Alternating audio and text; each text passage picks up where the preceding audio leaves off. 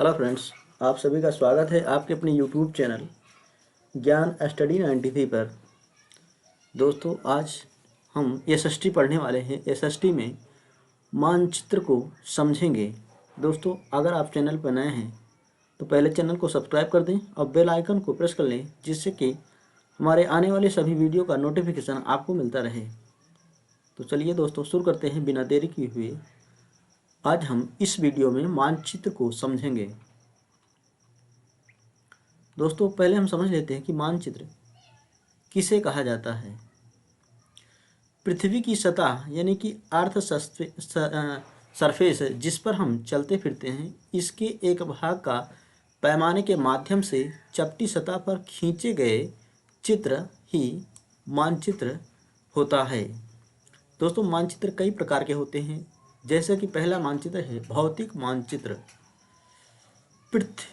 भौतिक मानचित्र में क्या क्या आता है दोस्तों, इसको हम समझ लेते हैं। पृथ्वी की प्राकृतिक आकृतियों जैसे कि पर्वतों, पठारों, मैदानों, नदियों, महासागरों आदि को दर्शाने वाले मानचित्रों को भौतिक मानचित्र या उच्चवच मानचित्र कहा जाता है।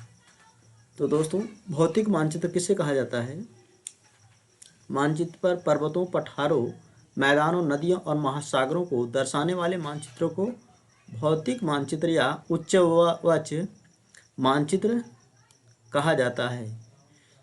दोस्तों, अब नेक्स्ट समझ लेते हैं राजनीतिक मानचित्र के बारे में। दोस्तों, हम पढ़ेंगे कि राजनीतिक मानचित्र किसे कहा जाता है। राज्यों, नगरों, शहरों तथा गांवों और विश्व के विभिन्न देशों व राज्यों तथा उनकी सीमाओं को दर्शाने वाला मानचित्र को हम राजनीतिक मानचित्र कहते हैं। राजनीतिक मानचित्र किसे कहा जाता है? तो राज्यों, नगरों, शहरों तथा गांवों और विश्व के विभिन्न देशों व राज्यों तथा उनकी सीमाओं को दर्शाने वाले मानचित्र को राजनीतिक मानचित्र कहा जाता है। अब हम दोस्तों पढ़ लेते हैं थीमेटिक मानचित्र किसे कहते हैं। कुछ मानचित्र विशेष जानकारियां प्रदान करते हैं, जैसे कि सड़क मानचित्र, वर्षा मानचित्र, वन तथा उद्योगों आदि के वितरण दर्शाने वाले मानचित्र आदि। इस प्रकार के मानचित्र को थीमेटिक मानचित्र कहा जाता है। तो थीमेटिक मानचित्र दोस्तों किसे कहा जाता है? सड़क मानचित्र, वर्षा मानचित्र, वन तथा उद्योगों आदि के वितरण को दर्शाने वाले मानचित्र को हम थीमेटिक मानचित्र कहते हैं। दोस्तों, हम पढ़ेंगे डायरेक्शन यानी कि दिशा। अधिकतर मानचित्रों में ऊपर दाहिनी तरफ तीर का निशान बना होता है, जिससे ऊपर अक्षर उ लिखा होता है। यह तीर का निशान उत्तर दिशा को दर्शाता है। इसे उत्तर रेखा कहा जाता है। चार मुख्य दिशाओं उत्तर, दक्षिण, पूर्व एवं पश्चिम को प्रधान दिग्बिंदु कहते हैं। दोस्तों, यहाँ से मान लेते हैं कि कोई बिंदु है और इसके ऊपर जो ये तीर का निशान होता है, इसको सीधे उत्तर कहा जाता है और इसके नीचे की तरफ दक्षिण दिशा को दर्शाता है।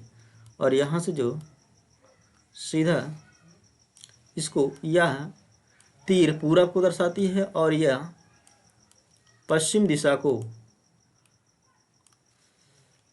और ये उत्तर और पूर्व के मध्य जो ये तीर का निशान होता है, इसको पूर्वोत्तर कहा जाता है। और यहाँ से इस एरिया को दक्षिण पश्चिम कहा जाता है और इस वाले एरिया को पश्चिम उत्तर कहा जाता है और इस वाले डायरेक्शन को हम